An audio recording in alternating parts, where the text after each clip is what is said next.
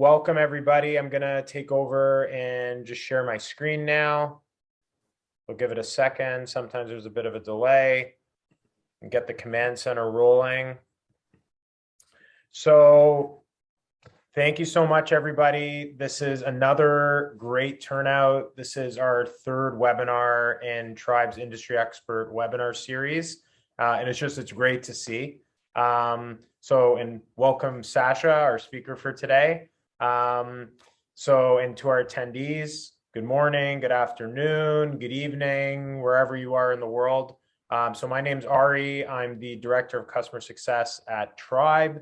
I'm excited to host this webinar today, which I said is our third in our Industry Expert webinar series with Sascha Mombartz. Sascha, did I do it properly? You did. Awesome. So let's just jump right into it. So for today, you're not going to hear much from me. You didn't come really here to hear me talk, but the format for today will be just a few remarks for myself. Sascha will then take the floor for the majority of the hour, and then we'll save about 15 to 20 minutes for Q&A towards the end. So what is our Industry Expert webinar series, especially for those that maybe haven't attended our previous one? So the goal is to bring industry experts to community builders. What does that mean? We want to help community builders through collaboration and engagement with industry experts. So most of the content that is we provide in these webinars is agnostic to any community platform. Really, the goal is to foster best practices and share knowledge with a wider group of people. So for those of you that are not familiar with Tribe and our company, this is what I believe is an awesome first impression. What better way for us to introduce you to our company in such a selfless way? And for those of you not familiar with us, Tribe empowers businesses to build unique and distinct communities under their brand using our platform, our community platform. And for those of you that are familiar with us, hopefully this webinar and the webinar series in general accomplishes its goal of driving more value beyond the tools we provide you through our platform to help you be more successful with your community building efforts. Finally, I want to share more about these webinars and where you can actually retrieve the content. So our previous webinars in this series were with Richard Millington and John O'Bacon, and they are available within Tribe's Campfire community. So to access them, and I have it saved right here, this is Tribe's Campfire community. We have our community insight space, and if you actually click on the highlighted tag industry experts, you'll see, Sascha, there's you. This is the promotion of the webinar itself. But you'll also see that we provide the webinar recording as well. So here's the previous one we did with John O'Bacon. And then you'll see as we scroll down, there's the one with Richard as well. So if you're looking for, if this is your first and you're looking for the previous webinars, come to our Campfire community, and the videos are embedded inside those posts, and you can even comment on them as well, which would be awesome. Today's webinar is going to be posted in Campfire as well, by the way. So just in case you want to revisit any of today's talking points, watch again at your own pace, things like that. So just for a bit of housekeeping, as I said, this webinar is being recorded. So if an important call comes up, your internet cuts out, we have you covered. We'll be sharing the webinar, as I said, in our community insight space in our Campfire community. We'll also be sending it to the email address that you used to register for the webinar. As you also might have noticed, everybody is muted except for Sascha, of course. But we definitely encourage you to be as vocal as you want in the chat, and to hang on to your questions and add them into the Q&A section. So we're going to have a 20-minute Q&A, 15 to 20-minute Q&A at the end.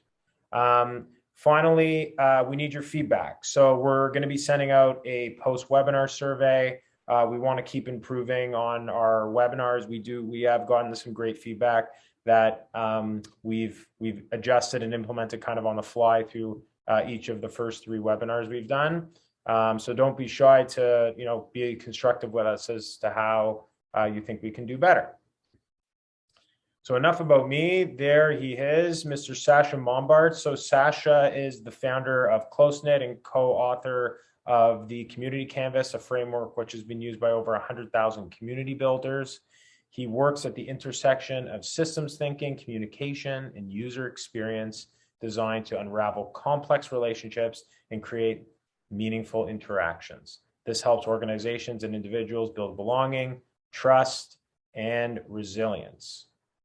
And today I'm going to now pass it over to you, Sascha. We're going to learn about KPIs and community building. And I honestly can't wait. I think I'm going to learn a lot. So I'm going to stop sharing my screen. I'm going to pass the mic over to you. And as I said, I fidget around a lot. So I'm also going to turn off my camera until the Q&A session at the end. But over to you. Awesome. Cool. Thank you so much. Very honored to be here and excited to share. I will try to go through the stuff quickly. I hope it won't be too quick so that we have some time at the end to chat and answer questions. I think that's always can always be very helpful. All right.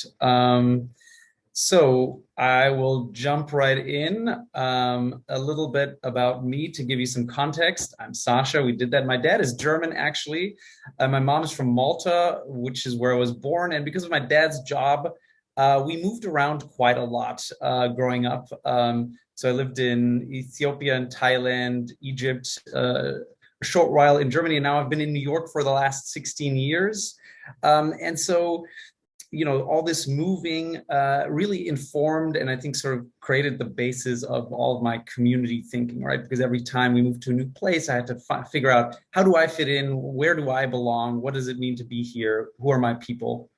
And so that's really informed a lot of my thinking on that. And I've also, my professional career, I've worked as a product designer and user experience designer. For the longest part of it, I started my career working at the New York Times, but since have really worked for mostly early stage projects for some bigger companies, but mostly also for startups, and thinking about what it means to create, you know, a great user experiences. And through that, I joined a community called Sandbox. And through Sandbox, one of the creators of Sandbox was Fabian, who became a good friend of mine, who had this idea to create a community canvas. And I started working with him on this framework. The community canvas essentially is a guidebook to building communities. And we published this thing. We thought, oh, a couple of thousand people are going to read this. It'll be helpful for them. And it turned out that it was way more helpful than we ever expected. And lots of people from all over the world, that was really the fascinating part, downloaded it, used it in all kinds of settings, from corporates to nonprofits to governments. So that was quite exciting to see. It's been translated into 13 languages by the community, which is also really awesome.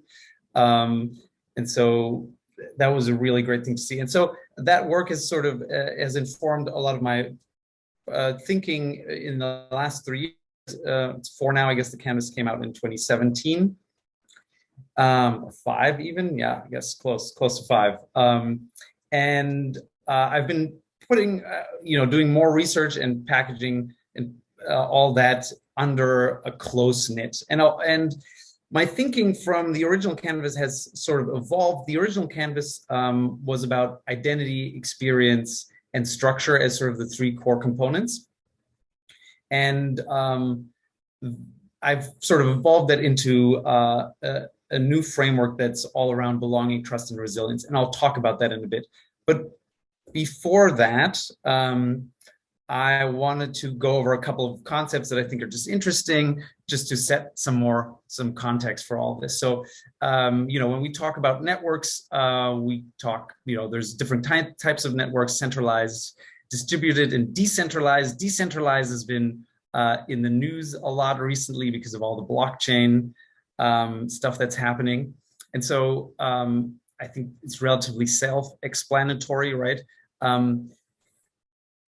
But the interesting thing is that these networks have sort of different properties, right? It's mostly about speed, reach, or resilience, right? If you're in a very centralized network, you can very quickly send one message to all sort of participants or nodes in the network. That works really well. So it's very quick. You might not be able to reach everyone. And on a decentralized network, the speed might not be as fast because it takes a while for the information to go from one node to the other. But you're able to reach everyone else, and it's obviously very resilient. If somebody doesn't send the message along or doesn't cooperate, then it'll get around them, sort of like the internet is, and also kind of what the blockchain is trying to achieve. So it's always interesting to think about, is our community more centralized? Is it distributed? Is it decentralized? How are we actually operating? Another thing I think that's really helpful to keep in mind is everything really lives on a spectrum. It's never a really black or white, one thing or the other. It's not a community is weak or strong. It's somewhere in the middle. Some things are better than others. Members are never passive or engaged. They're more engaged in certain parts and passive on others. And so thinking about it as a spectrum, which makes things more complicated, it's helpful, but as I said, it makes things also a little bit more complicated. But it's good to keep that in mind. One other thing that I think is interesting, communities often think of themselves that you're there for the people within the community, within your group, right? So you have an internal purpose. We're here to do something for each other.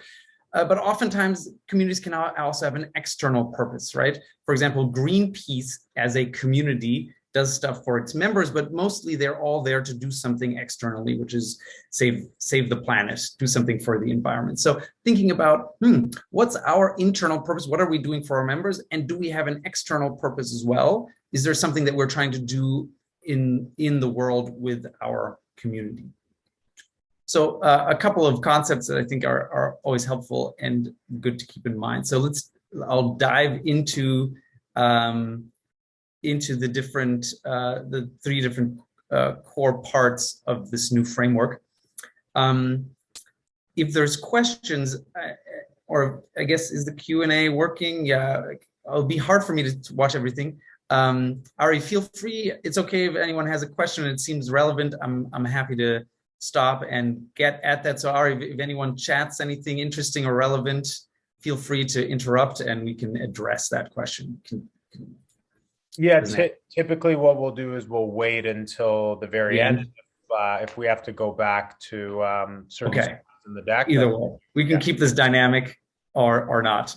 Works both ways. So let's talk about belonging, trust, and resilience, sort of three core concepts. I'll go over this and then I'll talk a little bit about metrics, which is why we're all here really.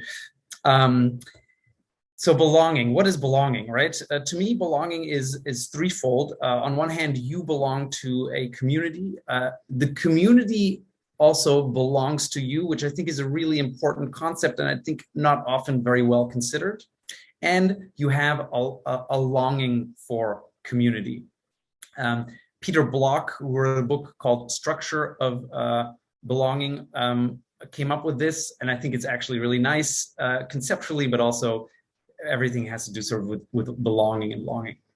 What does it actually mean? So you belong to a community. You either belong to it by circumstance or choice, things that happen to you in life, something that you then have in common with everyone else, or something you choose to, your hobbies, your work, things like that create a commonality with everyone else around you. The community belonging to you, which I think is so important, comes from you putting yourself into the community, you contributing and co-creating with the community. So then it's suddenly a two-way thing. You're part of the community as much as the community also belongs to you. You have contributed to it. I think it's so core and really important to consider that and think about how are users contributing? How does this community also belong to them? How do they have power and say in the community? And the third one is really longing for community. We're social creatures. There's lots of research about this. There are these blue zones where people live longer than in other places in the world, and they did research on why, and it's because people there have stronger connections with each other. So community is really important for our health and well-being. Loneliness is another very big topic.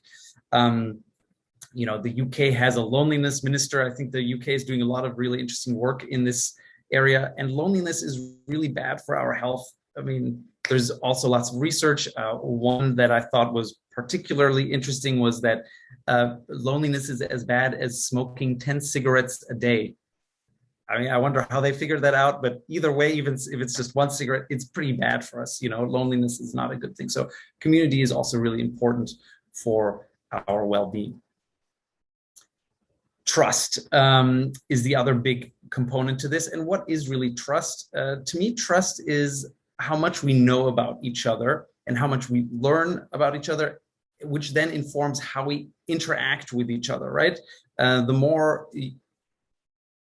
I know about someone, the more reliable he is, right? The more I trust them to do something, or I know how they will do something. And that is really very valuable and powerful if you think about sort of complex networks and how people, it's all about how people interact with each other and how we do things together, right? So shared experiences create these bonds between each other. And I like this illustration. Each one of these very faceted objects is a person, and we all have very different, lots of sides to ourselves. And every time you learn something about something, it creates some kind of link. And the more links you have, the stronger this bond is. And we create stronger bonds through these shared experiences, but they also allow us to do things together in much more efficient and better ways. So a couple of ways that trust can be built is through proximity, right? Because if we're closer to each other, we have more opportunities to talk and learn from each other. Similarity, if there is something that we have in common. I started sailing a while ago, so every time I meet someone that's also into sailing, I want to chat with them and learn more about them and talk about sailing and all kinds of other things. Directness, so how mediated a conversation, relationship, or experience is, right? If we're doing something together, just two people, it's very direct. If it's a larger group, if it's organized, things like that, information becomes much more mediated. Like this experience also is quite mediated. I'm sitting in front of a computer, there's the internet, you're in front of a computer, it's not very direct. Also, you're only seeing the top half of my body, which I think in all of this, it is often about how much we know about each other. And as we know, this throughout this pandemic, the amount of information a Zoom call really reveals about someone is quite limited. And the other part is reciprocity, right? So how much if I help you, will you help me in return? And back to the spectrum, these things can be from more transactional to generous, which in my mind really means if it's transactional, it's one for the other. I give you $5 and you give me a coffee in exchange. And generous really means I'll give you something and I feel confident, I trust that you at some point when I need your help will also return that favor. And so reciprocity is also really important, and creating more generous sort of reciprocal relationships. All right, trust, resilience next. Resilience is an interesting one because it's sort of the paperwork part. I think it's the least fun of all of these two. In particular, because I lost my thread there. A second, let's go here. All right. The tricky part about resilience is that it's all about making sort of the untangibles of our relationships and communities more tangible, right? And creating processes and structures that kind of guide people through sort of into the community and through the community journey. And so when you talk about resilience, there's two sort of approaches, preemptive and remedial. Preemptive is creating processes to move things along in some kind of ordered and structured way to let people know how they should show up in the community, what's okay, what's not okay, what they can do, how they can contribute, all those kind of things. And then, humans are complicated, things go wrong, there is conflict, people are upset. How do you deal with that? So then you have processes, again, that are there to remedy these kind of issues, right? And so a couple of categories that are interesting to think about in terms of resilience is, our communication, social capital, governance and sustainability, thinking about, what kind of relationships we have, how strong are they, how much power do people have in the community, what's their decision-making, what are the decision-making possibilities, and sustainability. Money is always a big topic for, it depends what kind of community you're running, right? If it's more of a brand community, money is generally not the issue because they're very well funded, but it's more about sort of power and decision making, right? Because how, it's difficult often for brands to give up sort of the power and to hand over power to all the community members and let them decide what happens with the community. In other communities where it's more where decision making is more distributed, oftentimes money is an issue, or I think energy is also a really interesting one, right? Like people's effort. And I think community builders often burn out. It's a really hard job. You have to bring together so many different people, herd cats all the time, and it requires a lot of energy. And so I think thinking about that as well can be really helpful. Think about how much energy do I have to put into this, and where is that energy coming from? Okay, I'll take a breath. Hopefully that wasn't too fast. I see that stuff happening in the chat.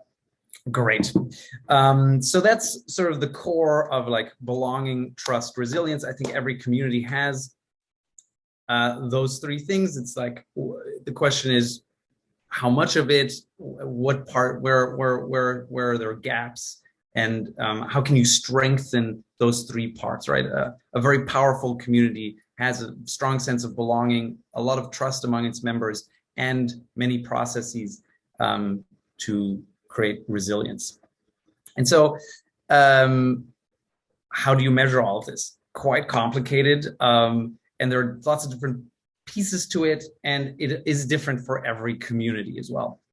I think some interesting things about metrics is that, we're trying to look at this network and trying to understand how does every piece of this network feel, or what is every piece of this network do. And it's often quite difficult to get a sense of the entire network. Often what you're really dealing with is a subset of information. As a designer in my sort of design career, you always do user studies and try to find out what people are thinking. And oftentimes users will tell you one thing, oh, we want this feature, we want that. And it's just really, and there might actually be something totally different that fulfills their needs, but they're not able to tell you, or you're only getting a subset of information pieces from them, right? Similarly, in the community, you will always often hear the loudest voices, but there are also other quieter voices that are really important and valuable. And then, when you're talking about metrics, you can talk about qualitative information, which often you get through conversations or longer form survey results, and then quantitative, that's mostly numbers, things like that. And it's finding a balance of like, oh, what kind of quantitative information do we have, and what kind of qualitative information do we have?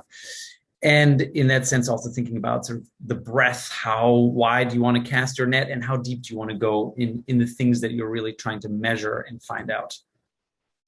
I really like this quote by Laura Nestler, who used to work for Duolingo. She's really great. She's given a bunch of really good talks and written some articles. There are some in HBR, the Harvard Business Review, that are 10 years old or something like that, or older. and they're still as relevant today as they were back then. She was really a very forethinker of all this, so she's a great person to check out. It's really about the outcomes more so than the things we do that matter. So I like that about this quote. Another thing also is sort of thinking about how communities differ from maybe regular products, brands, or companies, right? When you think about a typical marketing funnel is you're trying to target as many people as possible, and a couple of them will come into the service or product, versus a community funnel is often different because you want members to recruit other members, and they have to get along with each other and communicate. So it is really a very member-to-member kind of way of organizing and also growing, right? Because you'll have the different members telling each other, inviting each other, vouching for each other, and bringing each other into the community and welcoming each other, and so on. So it's also good to keep that in mind. One other thing is this community flywheel. It's interesting to think about like how the different parts kind of act upon each other and help each other move the community forward, right? The facilitation team is always in the center here, trying to make all these different things happen. And, oops, that was one too fast. The community reputation helps bring new members. The new members make the community bigger. Bigger communities mean more interactions. More interactions means more contributions. More contributions means more value. For members, more value for members means the community becomes more powerful. Members want to stay, means the community has better, and so on, right? And this is just one way, one kind of flywheel. I think for these can be different for different communities. And maybe it's interesting to create something like this for your community and see of like, what are the things that are driving this community forward? I also, put in where how these things relate to those three core parts that I was talking about. Another interesting one is intrinsic and extrinsic data. So intrinsic data is stuff you already have. Those are all the metrics, your analytics, but also member profiles. I think those are really important and valuable. I think oftentimes communities don't have such a good understanding of who their members are. Creating directories is quite difficult. Tools like Tribe are also obviously very helpful, where people can input their stuff and you can actually look at that and see, ooh, there are patterns here about people, or there is a group here that's interested in this a specific subject. Maybe we can bring them together and do something for them. And the other is extrinsic data, stuff you have to get mostly through surveys or conversations that you have with members, and you're trying to get the information out of them.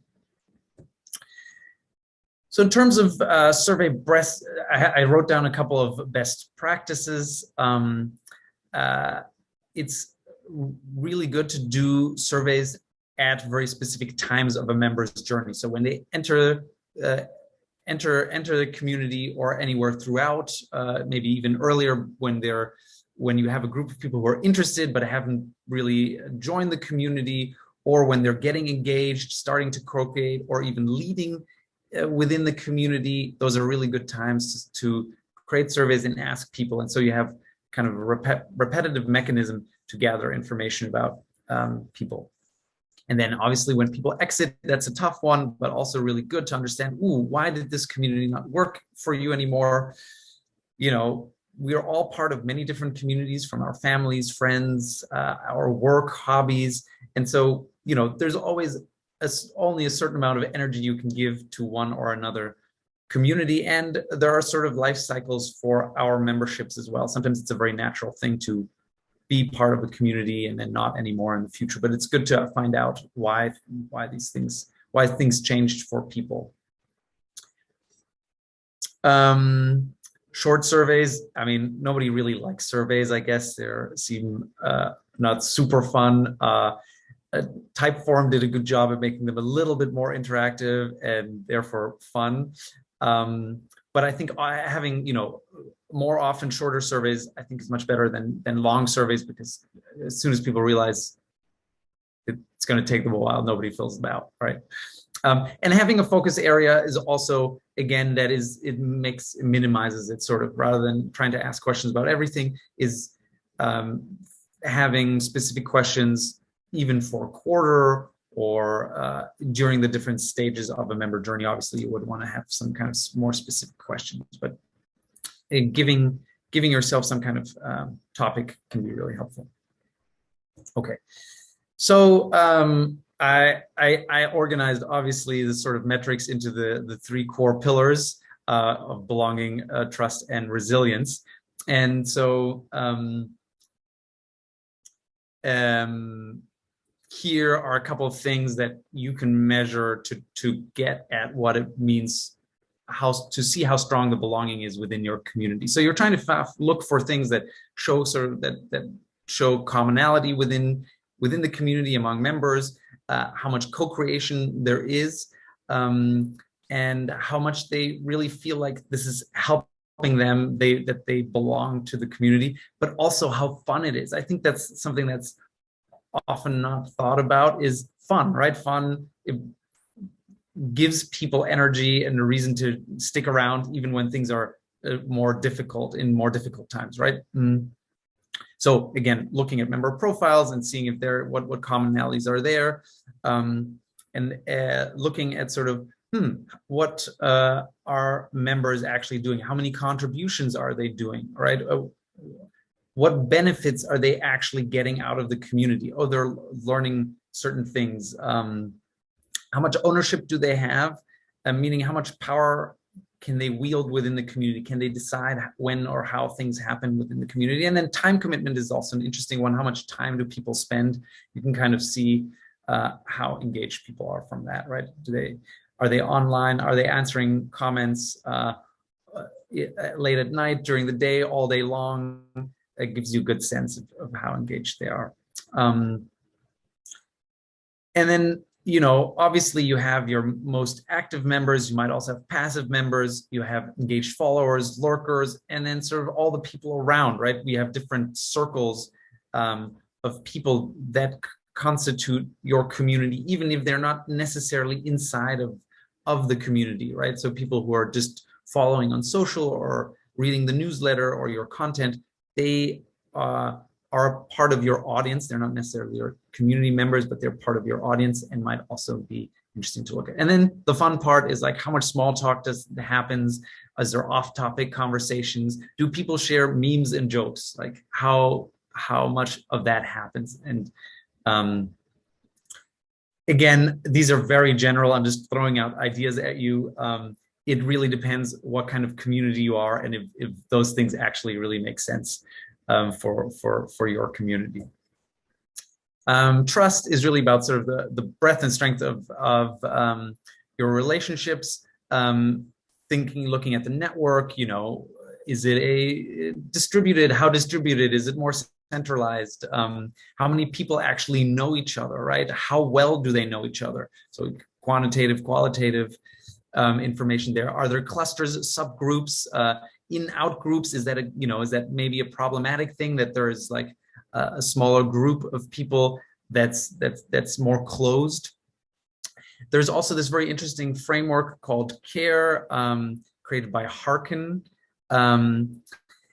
They talk about return on engagement, and they kind of break it down into connection, amplification, recognition, and empathy. So, these are all interesting things to measure and categorize, right? How much cross-posting is there? How often do people reply to each other? Recognition is also important. People want to feel like they're being heard and appreciated for what they're doing. So replies are part of that, but like shout outs or gratitude, or people being celebrated, is also an interesting thing to measure. And then empathy again, acknowledgement or understanding. Some of these things seem very intangible, and so that's a bit of the challenge sometimes of how do we make these untangible things more tangible and actually find ways to measure them.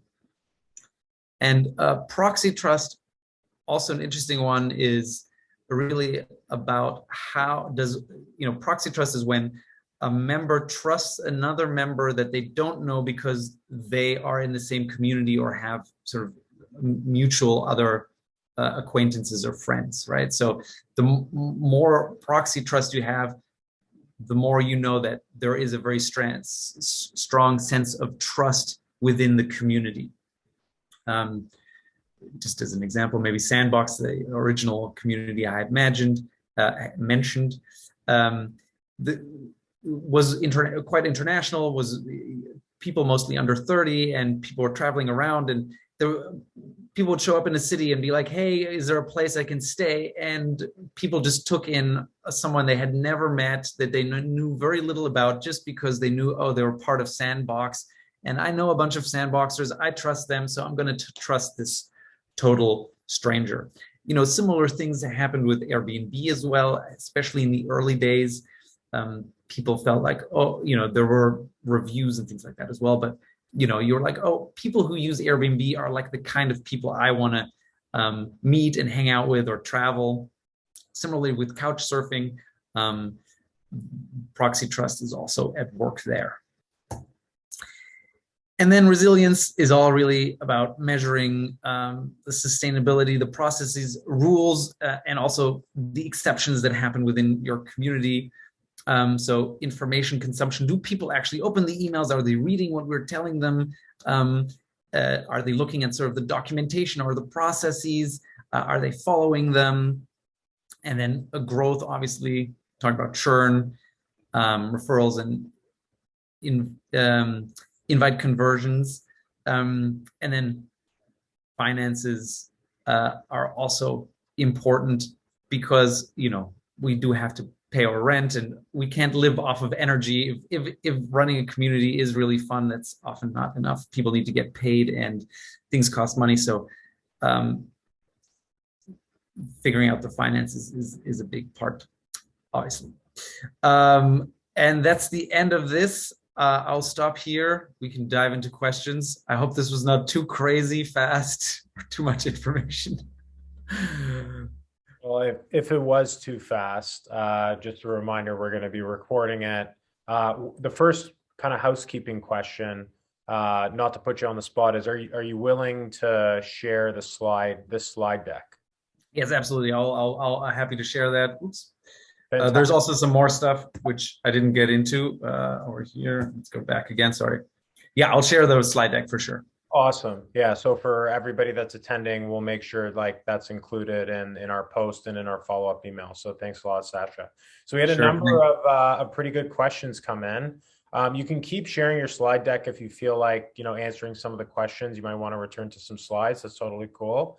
But the first question was actually from a great question. It's actually a series of questions from an anonymous attendee. And the question was, how many numerical metrics to measure the success of a community are enough metrics? And how many is too many? Is it right to measure building human relationships in numbers? I thought that last question was outstanding. Yeah, that's really good.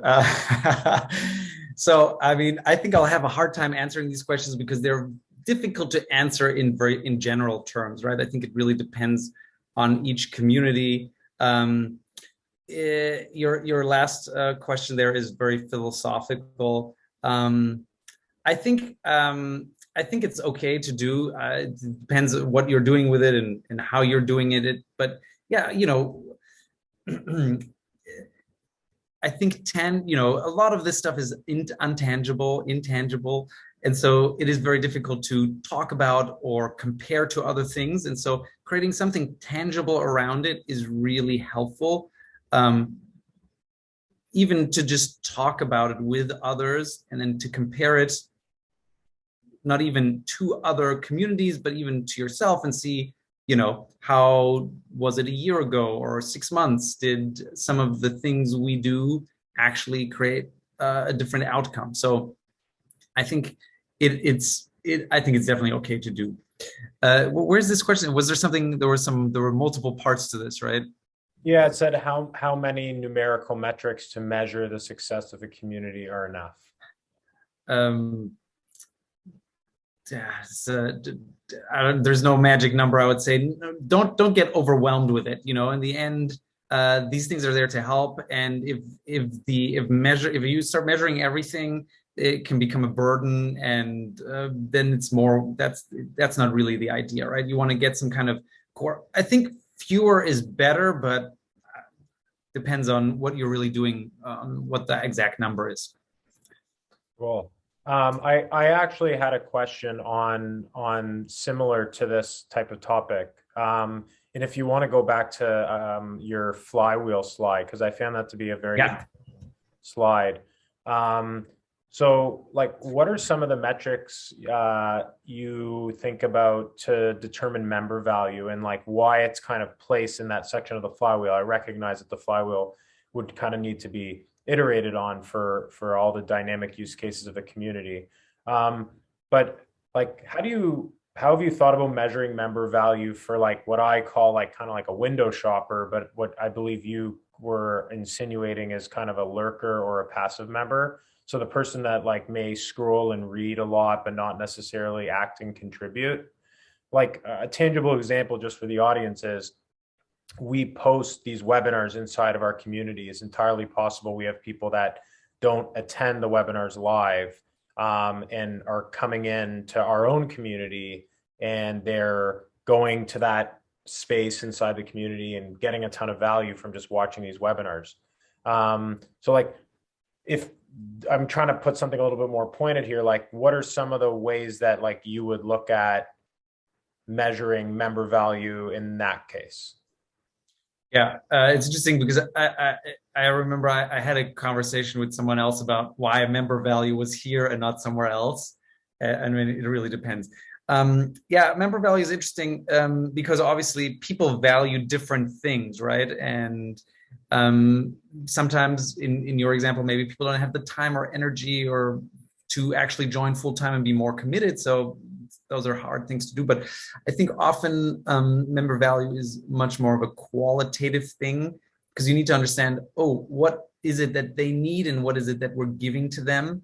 So doing that through some kind of conversations or more longer form survey questions, I think is the way to go about that. It's also a tricky one, again, because it is so different for other people. Some people might get value out of the community because just they're not lonely, they have people to talk about, right, with on certain topics, or they feel like, oh, I'm not the only one that's struggling, right, and that's already enough value for them. And other people are looking for much more tangible things, which are connections to others that can help them with certain things, or information, learning certain things from other members, and so on. So the next question was from Matt McVeigh. What are some methods to track which members are bringing in new people and how? So what are some metrics to track? What are some methods to track which members are bringing in new people and how? Yeah, I mean, I guess there are a bunch of tools where you can have referral codes. It depends what tools you're using. If you're doing that, that's, I guess, also at the larger scale, so you can see it that way. Or, I mean, you simply have there's like vouching ways as well, right? You can say, hey, this member vouched for me, or simply in sort of the application form, you can see if you can ask them who introduced them to the community. And that way, I think it happens sometimes that people know multiple other community members, but often it's one other person, right, that invites them in or tells them about the community. Did that answer the question? Did I get the question right? Yeah, I think so. I mean, it's pretty open-ended. I'm assuming this is like more of a public type of community. And Matt actually commented in the chat there saying thank you. Okay, great. So this one's from Jacob Harris. So I also love this question. We hear about this a lot. People engage with me all the time in my community. However, they seem to feel a little shy about communicating with each other. If I don't start a conversation, nothing happens. It's like everyone's sitting and waiting on me to start the conversation. What can I do to improve communications between the members in the community? Yeah, that's great. I mean, um, empowering people and giving them permission is, you can say it, but then for them to actually do it is tough. But it is so important because it's suddenly, Jacob, you're like the only, everything is hinging on you. That's a lot of pressure, and there's also only so much you can do in that way. So I think buddy systems are often very interesting because it's like you're like, hey, you and you are now, you should have a chat together. And I think the more people start to know each other, the less shy they will feel, right? Because they're like, oh, I had a good rapport with this person. I feel like I know this person a little better. I can say a little, I feel more comfortable revealing a bit more about myself or saying something, or I know that if I say something, people will understand it. They won't, I won't get judged for what I say. And that generally makes people feel more comfortable. Obviously, if a community is really large and it's relatively anonymous, that's very challenging. And in cases like that, breaking things down into groups or buddies or things like that can really be helpful. Another thing could be also having profiles of other members. So that's a way that they're like, oh, I've read about this person and I feel much more comfortable then. They kind of know, they feel like they know them a little bit more. Or they do, I guess, something about that person then because you read it about them. But then they'll feel much more comfortable being like, oh, I can ask something. I can talk to this person because I have some kind of point to latch on to. And then another question is from Jeff. I've run across issues of trust in a community and trust in an online community tool being conflated.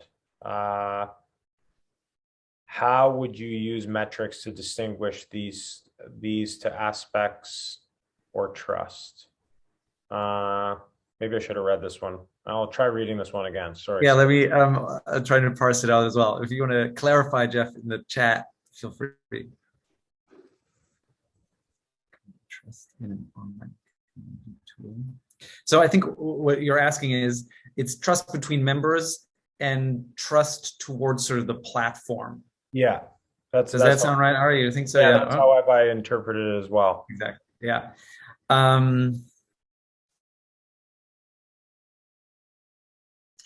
Okay, trying to untangle this in my head. Okay, because trust towards I guess it's also trust towards a brand, maybe, right? Which can be powerful. Yeah, that's a tough one. I feel like trying to ask members about that. I don't know if there is a quantitative way of doing that.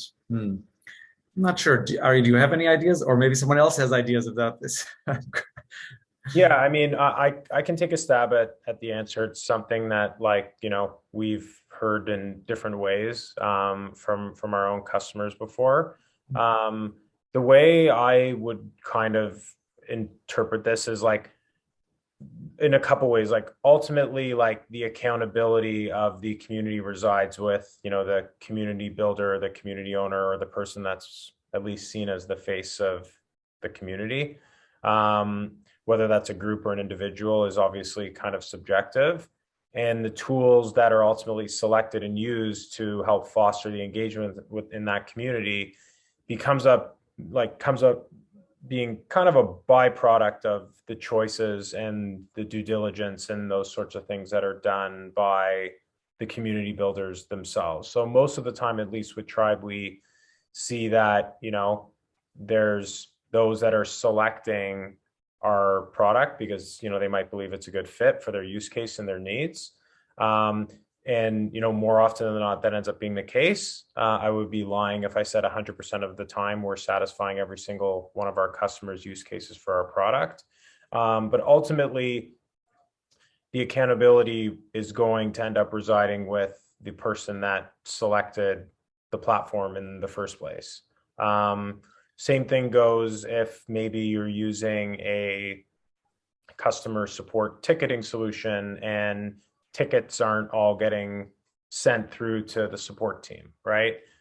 So are you really going to go back to the customer and kind of blame the ticketing solution, or are you going to accept that accountability as the business that's supposed to be offering like customer service to somebody? So that's how I would kind of take that correlation. And, another analogy I would kind of put here is if you're a retailer and you select a space to host all of your clothing for your products, and that space ends up, you have a bad landlord, there's leaks all the time, things like that. Like ultimately, if your customers are noticing that there's a lot of issues and they don't like the in-store experience anymore, you're kind of the face of that store and the brand of that store. The ultimate accountability, unfortunately, lies with you. Now, in the background, it's a whole different story. But in terms of like being member facing, like I'm at least of the belief that more often than not, you ultimately have to, you don't want to deflect where the accountability needs to reside. I also think that to your point about trust, it's very hard for the members of a community to actually build a relationship with the platform provider, right? So maybe we can tie this into your presentation, but I don't see how you can create as much trust besides the community members themselves having a good experience using the tool, if that makes sense. Yeah, totally. You made me think about sort of Facebook in a way. I mean, I'm part of this other community, and we started recording we had like calls, and we started recording them, and then somebody was like, I don't know what happens with the videos. What are we? I felt like less. I felt less permission to be sort of candid, and so that was quite interesting. And if you think of, like lots of people have Facebook groups as well as a tool, right? And then the question is, who owns the data really there? And do I feel comfortable? And is this a space that I feel I can trust with talking very openly, right? And so that's part of that as well. So definitely the platform and the tools are sort of part of the trust building. But definitely a specific example could be helpful here to try to untangle this, but it's complicated, clearly.